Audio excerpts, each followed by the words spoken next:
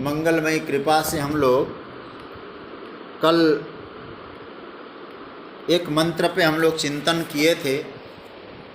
भगवान ने कहा था कि शरीरम यदवाप्नोति यच्चाप्युत्क्रामतीश्वर गृहीत्वैतानि संयाति वायुर्गंधानिवासयात्। कुछ इस पर चर्चा भी हम लोगों ने कल की थी। जब यह जीव, क्योंकि यह जीव प्रकरण है, पहले आपको कल भी मैंने संकेत किया था, 7वें मंत्र से लेकर 11वें मंत्र तक ये जीवात्मा का प्रकरण है, जीव प्रकरण है। तो जब ये जीव दूसरा शरीर ग्रहण करता है, कैसे, तो इसमें आया ना, गृहीत्वा एतानि संयाति, ग्रहण करके दूसरे शरीर की ओर जाता है। एतानि का अर्थ है मनसष्टानींद्रियाणि एतानि, मन सहित इंद्रियों को, 5 इंद्रियां और मन, इनको लेकर वो जाता है। देखिए भगवान ने जो शब्दों का यहाँ कुछ रूप दिया है जीव प्रकरण में, यहाँ पहले तो प्रभु ने क्या कहा, 7वें श्लोक में कर्षति, आप लोग अंडरलाइन करिए इन शब्दों को। भगवान ने क्या कहा 7वें श्लोक में, मनसष्टानींद्रियाणि प्रकृतिस्थानि कर्षति। अब यहाँ आता है गृहीत्वा संयाति, वहाँ कर्षण करता है, यहाँ ग्रहण करके जाता है। मतलब जीव जब शरीर छोड़ रहा होता है तब शरीर से इंद्रियों को कर्षति, खींचता है, ठीक है, इसलिए वहाँ कर्षति, और खींच कर गया, ले गया। उस समय शरीर क्या होता है, जब इंद्रियों को खींचा, कल मैंने सूक्ष्म शरीर की बातें कही थी, इंद्रियों को खींचा तो वो शरीर क्या हुआ, एक केवल ढांचा मात्र रह गया जिसको हम लोग शव कहते हैं। उस अवस्था में यह जीव दूसरे शरीर में प्रवेश करता है, जाता है। अच्छा महाराज, क्या लेके जाता है? अब याद रखना, एतानी मनसष्टानींद्रियाणि, इन सब को लेके जाता है, इंद्रियों को लेकर जाता है मन सहित। गृहीत्वा एतानि संयाति। अच्छा, कब जाता है भाई? यदा शरीरांतरम अवाप्नोति। भगवान शंकराचार्य कहते हैं जब दूसरे शरीर की यात्रा करता है। अब मुख्य बात जो मैंने कल जहाँ विराम दिया था, वायुर्गंधा निवासयात वाली बात में, अब उसमें एक प्रश्न उठाइए जरा। ठीक है, इस शरीर से इंद्रियों को खींचकर जीव दूसरे शरीर में गया, तो हम लोगों को दिखाई क्यों नहीं देता? समझना चाहिए, दिखना चाहिए। यह जीव मन सहित इंद्रियों को लेकर जा रहा है, तो समझ में तो आता है, जब ये मन सहित इंद्रियों को लेकर चला गया जीव, शरीर का व्यवहार शून्य हो गया। पहले होता हुआ सा लगता था, व्यवहार करता हुआ सा लगता था, अब व्यवहार नहीं दिखाई दे रहा है। उस समय तो लगता है, इसका मतलब है कोई चला गया, मतलब कि अब शरीर में व्यवहार नहीं है। किंतु बीच में संयाति शब्द जब आप बोल रहे हैं, याति जाना, एतानि गृहीत्वा संयाति, 6 इंद्रियों को लेकर जा रहा है दूसरे देह की ओर, तो महाराज हमें दर्शन क्यों नहीं हो रहा है, प्रश्न यह है। इसलिए भगवान एक दृष्टांत देकर बात को स्पष्ट करना चाह रहे हैं। ध्यान से सुनिएगा। एक दृष्टांत से, क्या दृष्टांत दिया? वायुर्गंधान इव आसयात्। वायु गंध को लेकर जैसे जाता है, ऐसे ही जीव इंद्रियों को लेकर जाता है। अब आपको शायद बहुत अच्छी तरह समझ में आ जाएगा। अच्छा, वायु गंध को लेकर जैसे चलती है, न तो गंध दिखाई देती है न तो वायु दिखाई देती है कि नहीं? विचार करिए, न गंध दिखाई दे रही है ना आपको वायु दिखाई दे रही है। अच्छा, कल भी मैंने बताया था गंध जो है और वायु का धर्म नहीं है। गंध किसका धर्म है? पृथ्वी का। गंधवत्वम पृथिव्या लक्षणम, पृथ्वी का धर्म है। तो दूसरे धर्म की चीज को लेकर वायु जाता हुआ दिखाई दे रहा है, जाता है, अनुभव में आता है। आशयात गंधान वायु कर्षति। आशयात, आशयात का अर्थ क्या है? गंध के स्थान से। जो गंध है उस गंध का जो आश्रय स्थल है, मतलब गंध जिसमें आश्रय लेती है। गंध किस में आश्रय लेती है? बोले फूल में, पुष्प में। इसलिए शंकराचार्य भगवान ने अपने भाष्य में लिखा पुष्पादे। क्या अर्थ हुआ?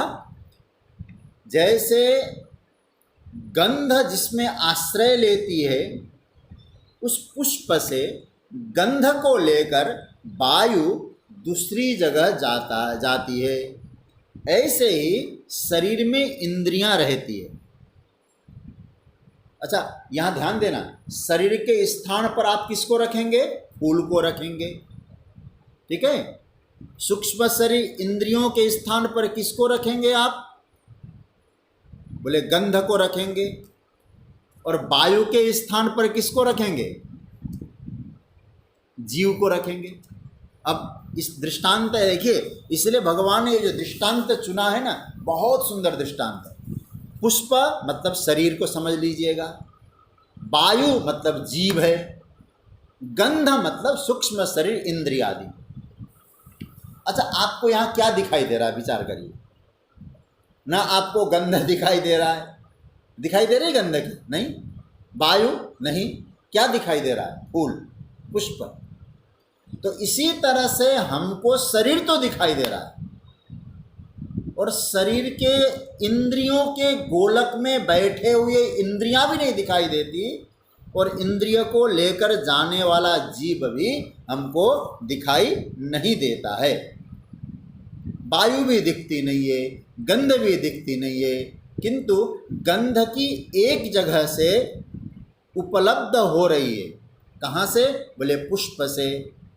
वहीं से उठा लिया, हमारे वो गंध नाक में आई, वातावरण में छाई। इसलिए भगवान कहते वायुर्गंधान इव आशयात।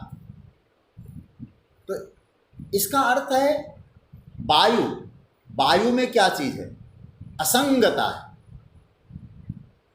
वायु में असंगता है, कहीं से उसका संसर्ग नहीं है, और निराकार। वायु का आकार है क्या? तो वेदांत कहता है जो जीवात्मा है वो भी निराकार तत्व है। निराकार होकर के ही वायु चल रही है, किंतु एक ही जीवात्मा वायु की तरह निराकार होकर चलता है, किंतु यह निश्चित है कुछ छोड़कर जरूर जाता है। मतलब क्या छोड़कर जाता है? शरीर को छोड़कर जा रहा है, दूसरे शरीर में प्रवेश भी जरूर करता है, 6 इंद्रियों को लेकर प्रवेश करता है। यहाँ हमारे एक छोटी सी बात को उपलक्षणा से समझना। उपलक्षणा का मतलब 6 इंद्रियों का अर्थ है 11 बना लो। यद्यपि यहाँ भगवान ने मन षष्ठान इंद्रियाणी कहा है ना, तो ज्ञानेंद्रिय और कर्मेंद्रिय दोनों को ले लीजिएगा। यद्यपि ज्ञानेंद्रियों का ही उल्लेख है, 5 कर्मेंद्रिय भी ले लीजिएगा। मतलब क्या हुआ? मतलब ये हुआ कि अब वो जीव इंस्ट्रूमेंट लेकर जा रहा है। इंस्ट्रूमेंट का मतलब इंद्रियां ही इंस्ट्रूमेंट है। इसलिए भगवान भाष्यकार ने कहा करण संगात, मतलब मन सहित अंतकरण चतुष्टय, 5 ज्ञानेंद्रियां, 5 कर्मेंद्रियां, 5 प्राण, जिसका मैंने कल सूक्ष्म शरीर का वर्णन किया था। तो उस सूक्ष्म शरीर को लेकर जाता है, ऐसा अर्थ लेना चाहिए। अच्छा भाई, ये तो समझ में आ गया। जा रहा है, हमको दिखाई नहीं देता। कैसे?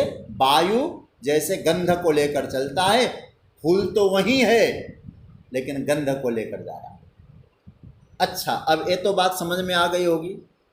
अब प्रश्न उठाइए, अब दूसरे शरीर में जाकर, दूसरी जगह जाकर वो जीवात्मा करता क्या है? अब भगवान उसका उत्तर दे रहे हैं। इसका हम लोग थोड़ा सा चिंतन करें। 9वां श्लोक, 9वें श्लोक में भगवान उसका उत्तर दे रहे हैं कि वो जीवात्मा दूसरे शरीर में जब जाता है तब क्या करता है। तो आइए 9वें श्लोक का पाठ करते हैं। श्रोत्रम चक्षुस्पर्शनम च रसनम घ्राणमेव च अधिष्ठाय मनश्चायं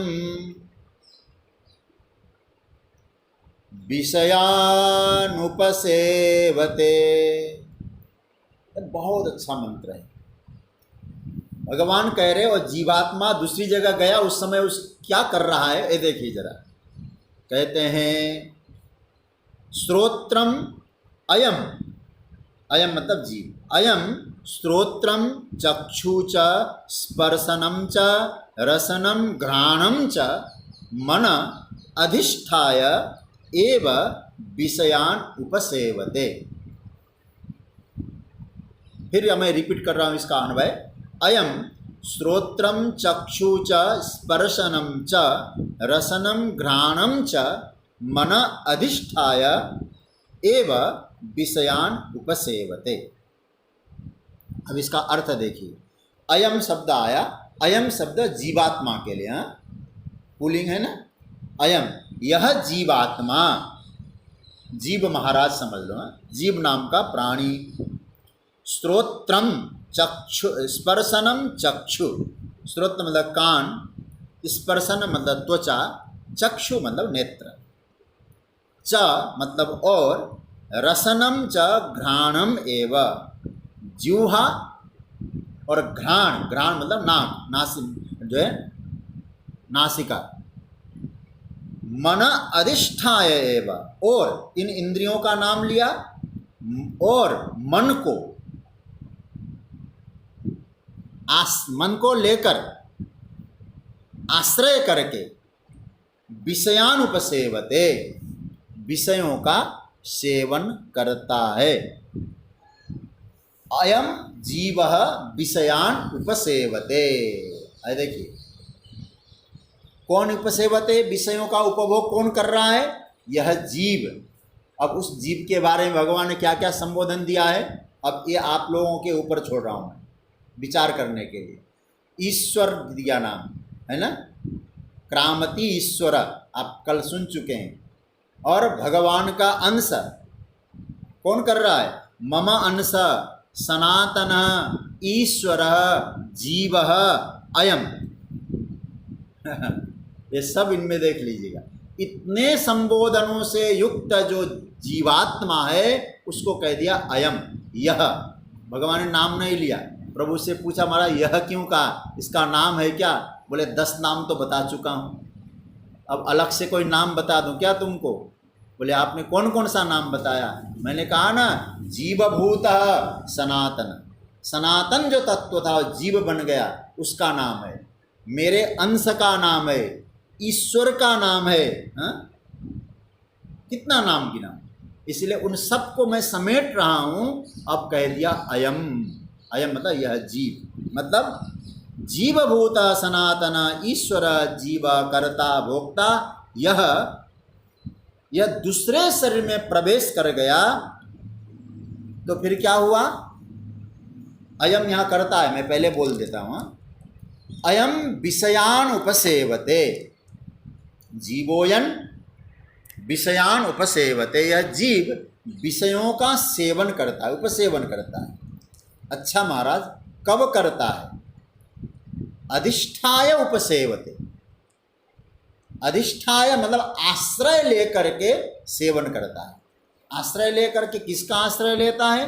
तो भगवान शंकराचार्य कहते देहे, शरीर का पहले आश्रय चाहिए, उस शरीर का आश्रय लेता है। और महाराज वो उपसेवन करता है। तो कैसे होता है, देखो इस तरह से इसको उदाहरण के तौर पे समझ लें।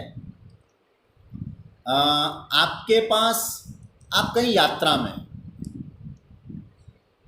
और यात्रा में जा रहे हैं, तो आपके पास तीर्थ यात्रा पहले के ज़माने की, आपके पास बर्तन इत्यादि है, जहाँ वस्तुएं मिलेंगे वहाँ से वस्तुओं का हम लोग खरीद कर फिर भोजन बनाएंगे। अब आपके पास बर्तन है, गैस चूल्हा है, सब कुछ है। तो अब हम लोग यात्रा में गए तो आपके पास ये सब बर्तन उर्तन क्या है, बोले इंद्रियां हैं, ठीक है, ये सब इंस्ट्रूमेंट है। लेकिन अब उन इंद्रियों के द्वारा जो उपकरण है और तैयार किया जा रहा है, कहाँ भोजन बनाएंगे, कोई जगह चाहिए कि नहीं आपको, कोई मैदान हो, कहीं धर्मशाला हो, कहीं कुछ हो, तो उस जगह का नाम है शरीर। जीवात्मा यात्री है, सारे बर्तन इत्यादि अब उसके जो है इंस्ट्रूमेंट है, इंद्रियादि है, और देह उसके लिए स्थान है। अब विषय क्या है, तो जैसा आपको उपभोग करना है, जिस योनि में गए उस प्रकार का आपके पास विषय आ गया।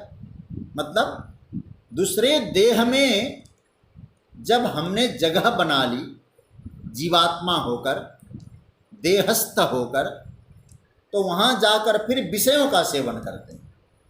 तो कैसे विषयों का सेवन करेंगे, जैसा देह मिला। ध्यान से सुनिएगा यहाँ। अब आप मनुष्य देह मिला तो मनुष्य जैसे विषयों का सेवन करेंगे।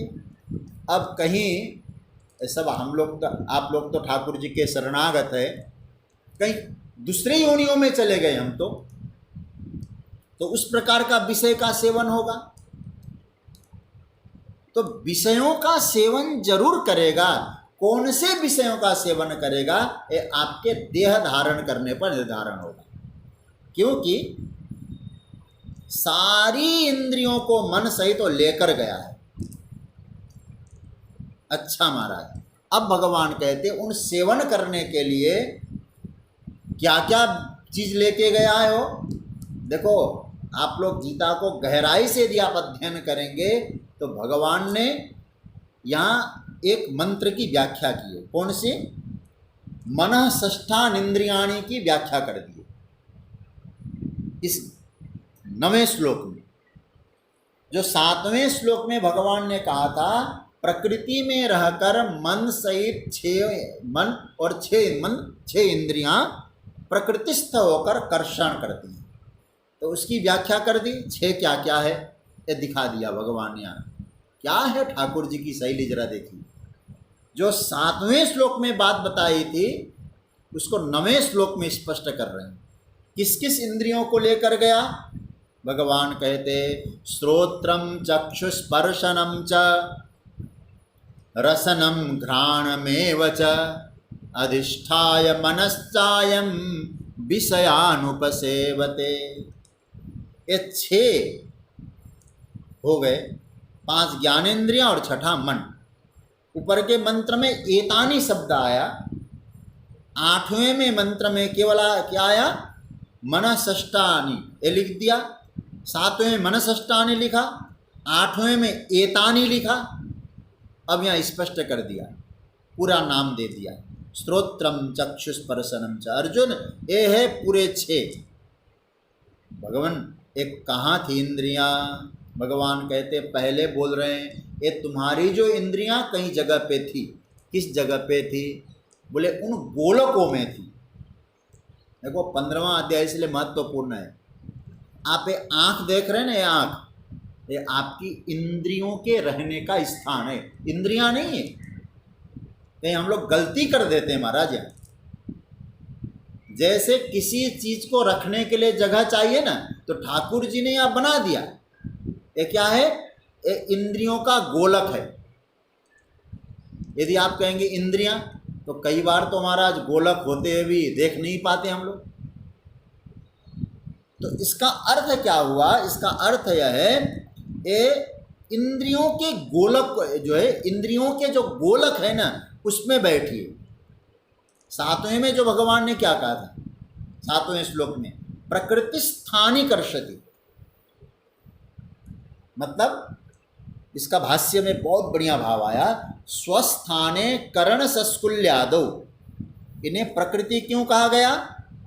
अरे भाई इंद्रियां सब प्राकृतिक है, इसलिए प्रकृति जन्य है। माने इसका अर्थ क्या हुआ? अपने अपने गोलक में बैठी थी 6 इंद्रियां। प्रकृति स्थानी मनसष्टानींद्रियाणि जीवा यदा उत्क्रामति तदा कर्षति। इंद्रियों के गोलकों से वो इंद्रियों को खींच करके वो आगे ले जाता है।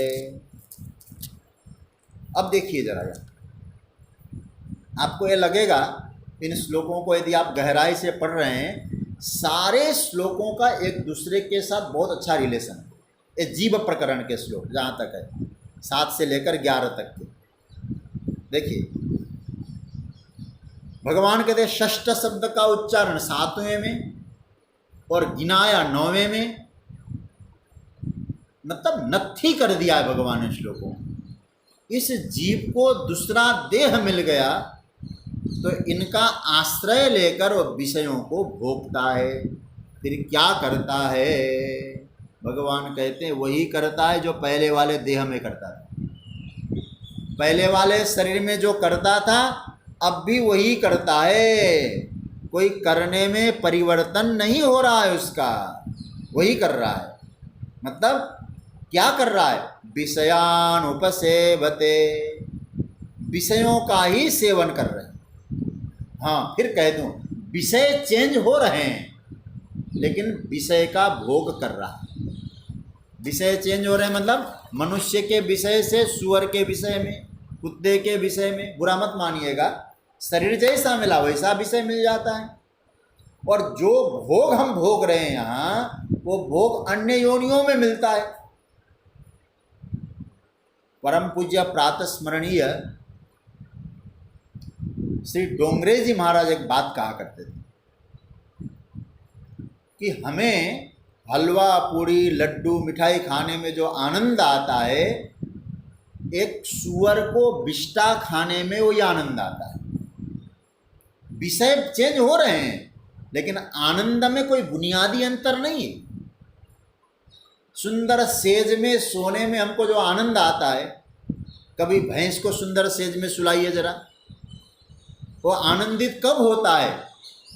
जब महाराज अच्छा हमारा बहुत पानी हो, वो वहाँ जाके वो सोता है, आनंद लेता है भैंस।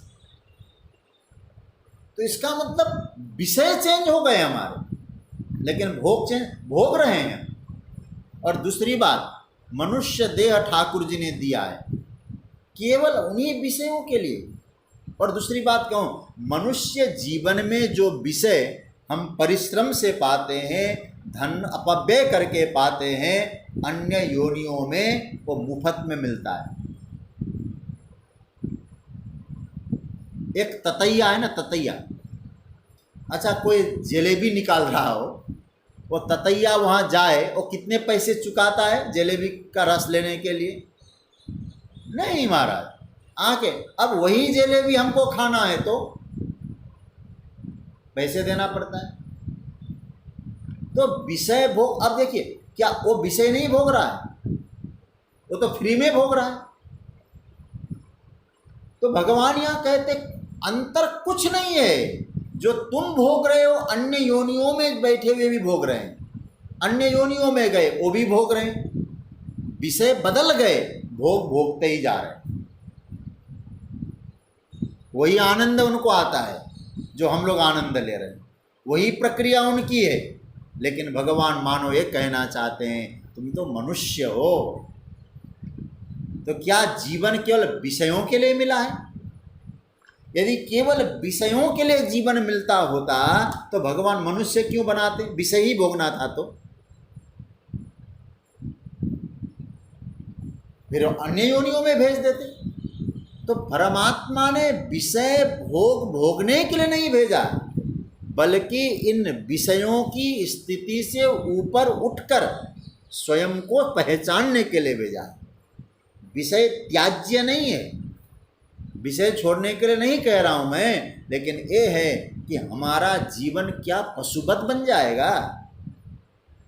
फिर तो हम जिस योनि में गए भोगते गए, ये चक्र चलता रहा है। भगवान कहते जब व्यक्ति दूसरे योनि में जाता है ना अर्जुन, कोई खास फर्क नहीं पड़ता, विषय भोग रहा है। सर्प भी अपना विषय, कुत्ता भी अपना विषय भोगता है, हाँ?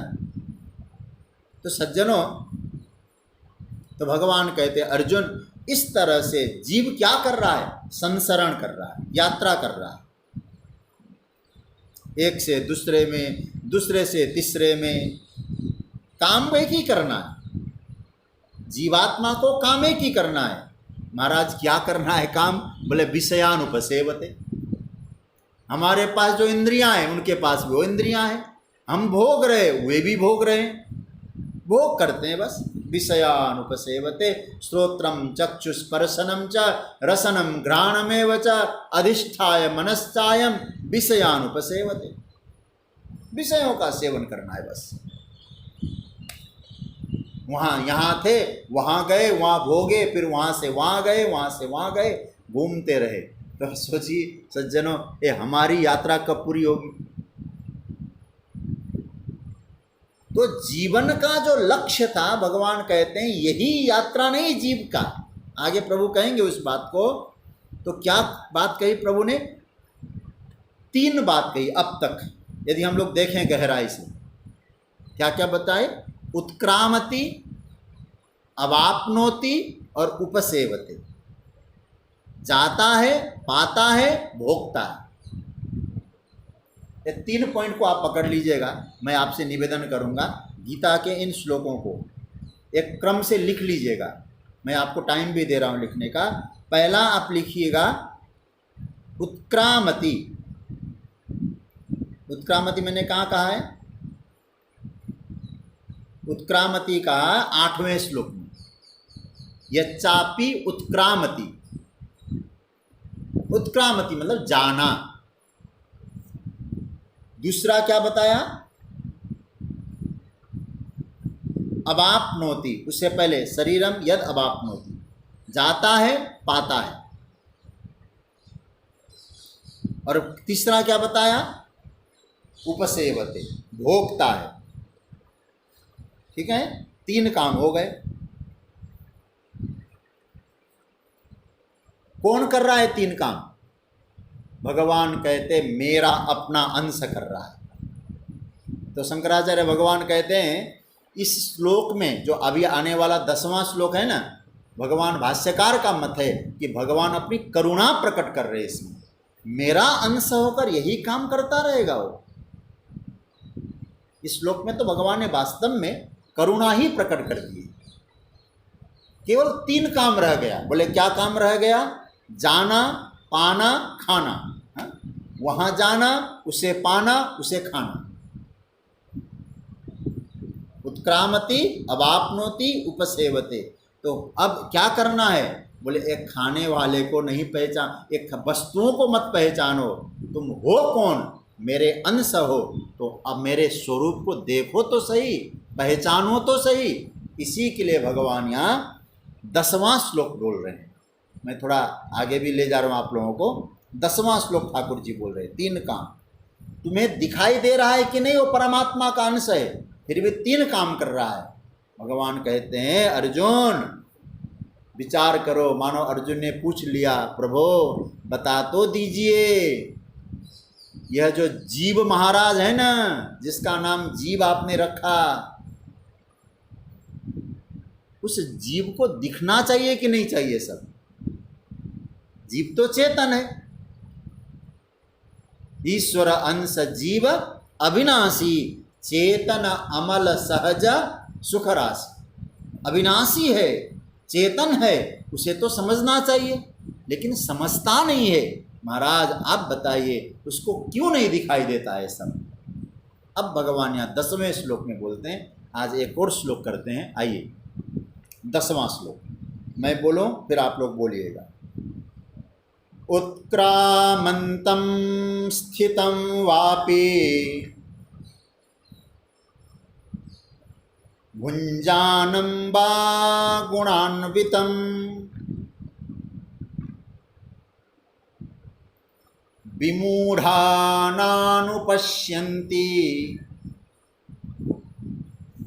पश्यन्ति ज्ञानचक्षुषः। इस श्लोक का थोड़ा अर्थ देख लीजिएगा। उत्क्रामन्तं वा स्थितं वा भुञ्जानं गुणान्वितं अपि विमूढ़ा न अनुपश्यन्ति ज्ञानचक्षुषः पश्यन्ति। इसका अन्वय मैं रिपीट कर रहा हूँ। उत्क्रामन्तं वा स्थितं वा भुञ्जानं गुणान्वितं अपि विमूढ़ा न अनुपश्यन्ति ज्ञानचक्षुषः पश्यन्ति। सरल रूप में समझ में आ जाएगा। इसका अर्थ देखिए। उत्क्रामंतम एक एक शब्द का अर्थ, शरीर को छोड़कर जाते हुए को, वा अथवा स्थितम शरीर में रहते हुए को,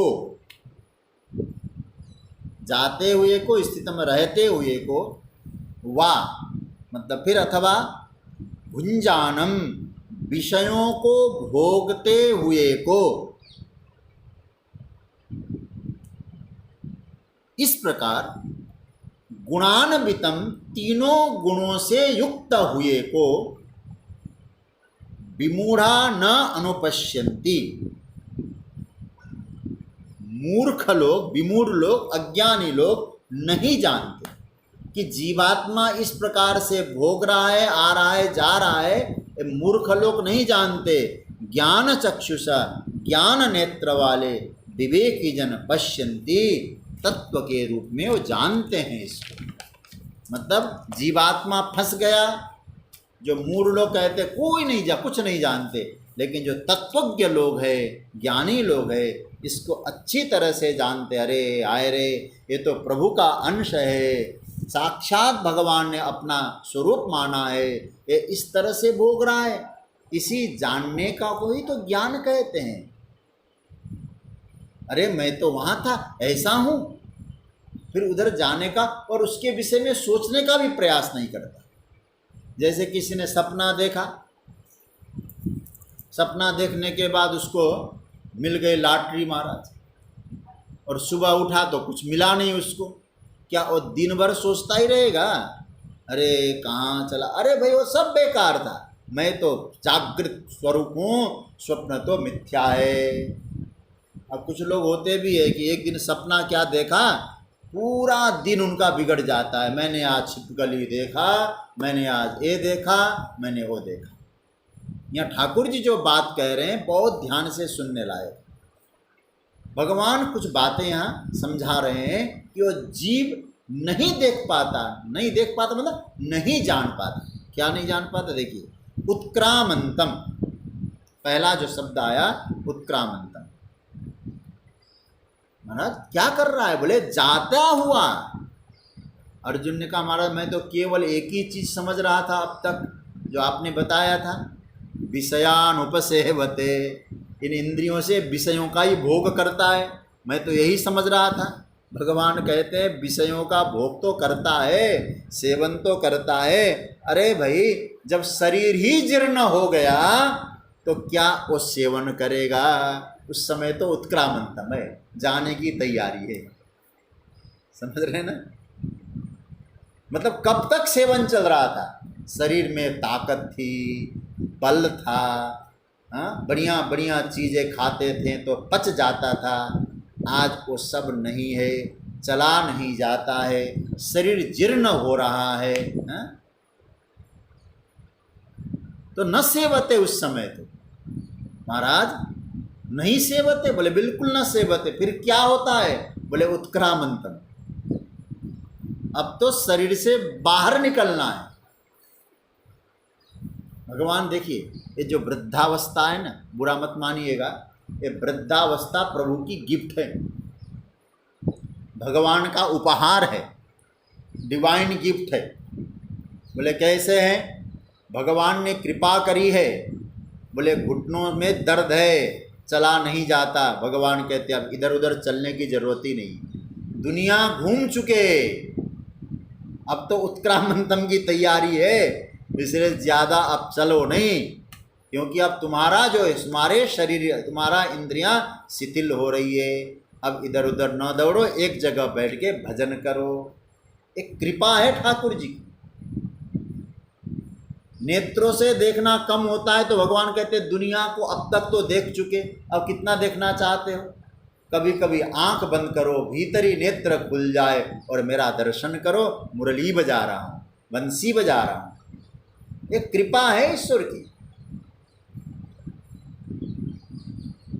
कानों से सुनना कम हो गया, कब तक निंदा स्तुति सुनते रहेंगे। अब ईश्वर ने कृपा करी, ठाकुर जी के शब्दों को सुनो। पानी दांत नहीं है तो वेदांती हो गए, बोलते कुछ है, सुनाई कुछ देता है, बोले अब मौन रहो। हम लोग बोझ न माने बुढ़ापे को, ईश्वर की कृपा समझें कि भजन करने के लिए, साधना करने के लिए ठाकुर जी ने वृद्धावस्था दी और भोग करते रहे थे। विषयानुपसेवते, विषयों का खूब भोग किया।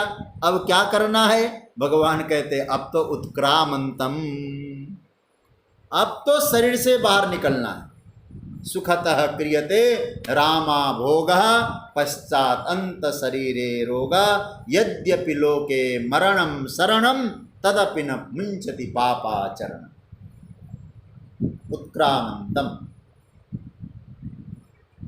जाता हुआ, स्थितम, रहता हुआ। जीवात्मा जा रहा है, जीवात्मा रह रहा है, स्थित होकर कर क्या रहा है? बोले भुंजानम, विषय भोग करता हुआ।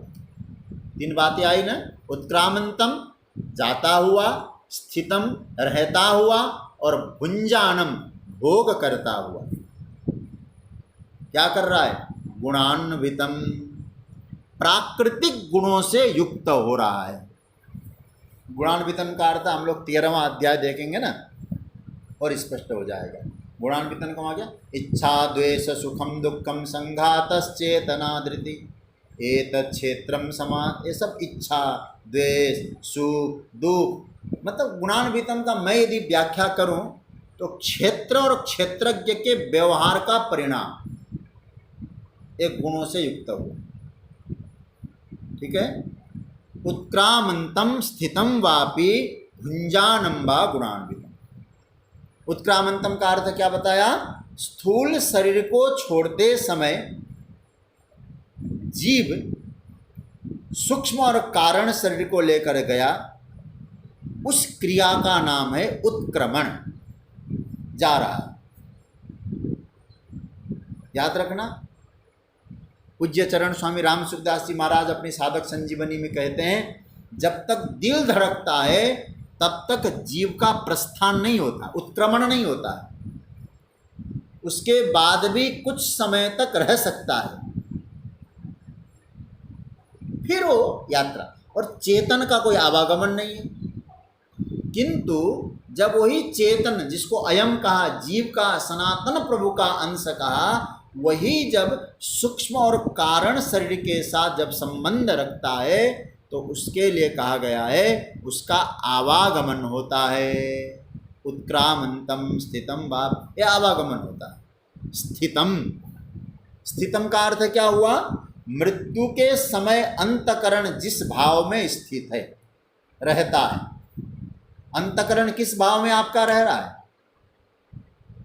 उसी के आधार पर गति बनती है। जैसे कैमरा है,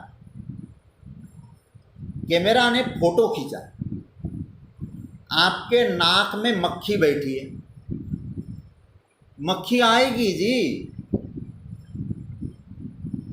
तो हमारे अंतकरण की स्थिति कैसी है? स्थितम, क्या पहला? उत्क्रामंतम स्थितम, और तीसरा कह दिया भुंजान।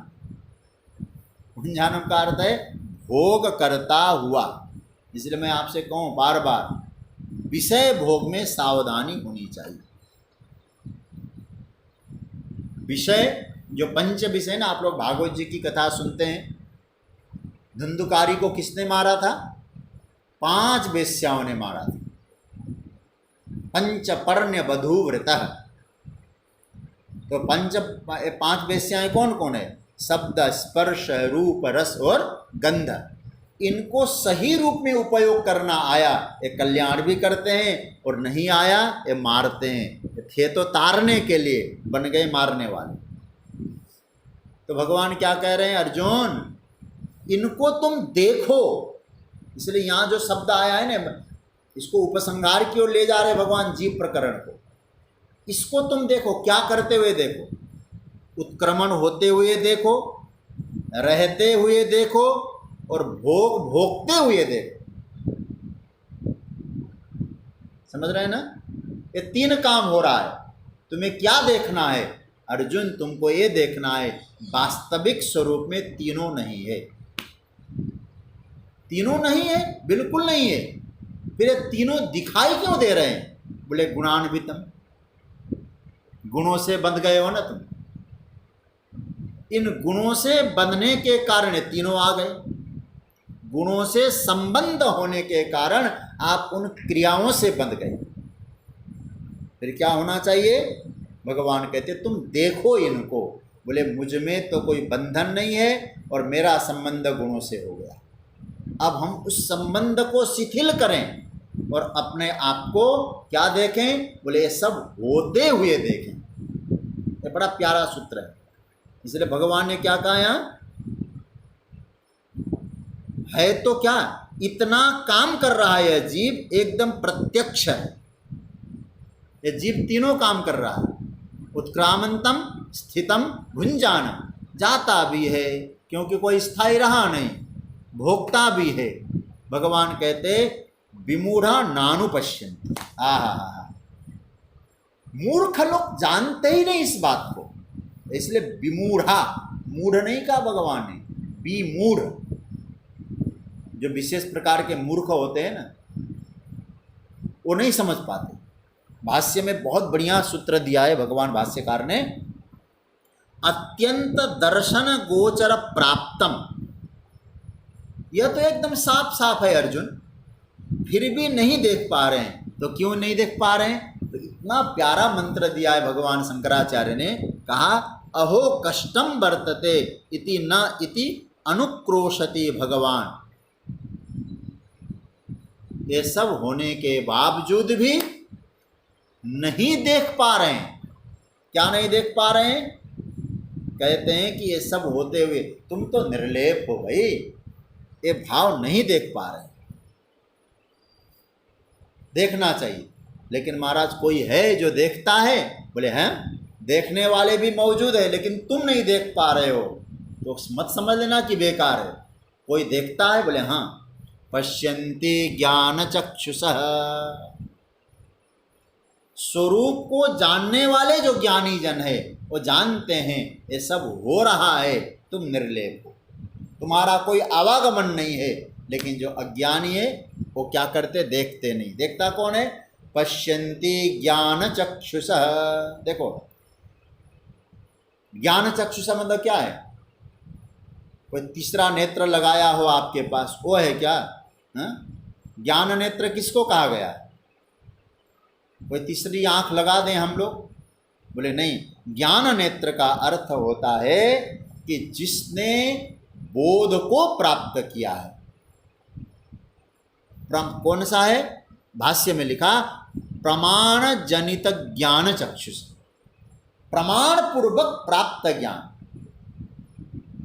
अब आजकल तो ऐसे ऐसे संप्रदाय आ गए हैं, कोई कहते ईश्वर यहाँ है, कोई कहते यहाँ है, कोई कहते कहाँ है, लेकिन यहाँ बड़ा सुंदर भगवान ने कहा ज्ञान चक्षुष। ज्ञान चक्षु मतलब यथार्थ बोध। और यथार्थ बोध कब होगा? और याद रखना 4था अध्याय का श्लोक, तद विद्धि प्रणिपातेन परिप्रश्नेन सेवया उपदेक्षन्ति ते ज्ञानम ज्ञानेन तत्त्वदर्शी। जो गुरु चरणों में रहकर गुरुदेव का आश्रय लेकर शास्त्र के प्रामाणिक शास्त्रों का जो मनन और चिंतन करता है वही ज्ञान को प्राप्त करता है। ऐसे ज्ञान चक्षुषः पश्यन्ति, ऐसे विवेकी जन ज्ञान नेत्र से विवेक दृष्टि से इसको जानते हैं। जो अविवेकी है वो नहीं जानते, भोगते रहते हैं। लेकिन ज्ञानी जन कहते हैं ये भोग क्षणिक है, हम तो परमात्मा के अंश है, हम भोग में न रमें, हम तो योग में रम कर ठाकुर से संयुक्त बन जाए। एक कोई ज्ञानी ही जानता है। अज्ञानी तो पुनरपि जननम पुनरपि मरणम पुनरपि जननी जठरे शयनम। भगवान कहते उत्क्रामंतम स्थितम वापि भुंजानम वा गुणान्वितम विमूढ़ा नानुपश्यन्ति। जो विमूढ़ लोग हैं वो बिल्कुल नहीं समझ पाते और घूमते रहते हैं। खाए, चले, बैठे, खाए, दूसरे योनि में गए, लेकिन ज्ञानी जन जानते हैं। इसलिए अब आगे हम लोग प्रवासी न बने, अब अप्रवासी बने। समझ रहे हैं ना? अब तक हमारी यात्रा प्रवास में है। आज यहाँ रुके, कल वहाँ रुके, भोग किए, फिर गए। नहीं, भगवान कहते हैं अब ये सब छोड़ो, तुम अप्रवासी बनो। और भक्ति की दृष्टि से कहें तो भगवान के चरण शरण का आश्रय लो। ज्ञान की दृष्टि से कहें अपने स्वरूप का बोध करो। यात्रा पूरी हो गई, अब दोबारा हमको आना जाना नहीं है, यात्रा पूर्ण करो, ये भाव है। अब आगे जो जीव प्रकरण का जो चिंतन है वो हम लोग फिर कल करेंगे। कल प्रयास करेंगे जो जीव प्रकरण है 11वां श्लोक 7 से 11 जीव प्रकरण है वो हम लोग कल पूरा करने की कोशिश करेंगे। तो आज यहाँ चर्चा को विराम दे रहे हैं, समय संकेत कर रहा है। कल पुनः समय से हम लोग उपस्थित होंगे। तो आज चर्चा को विराम।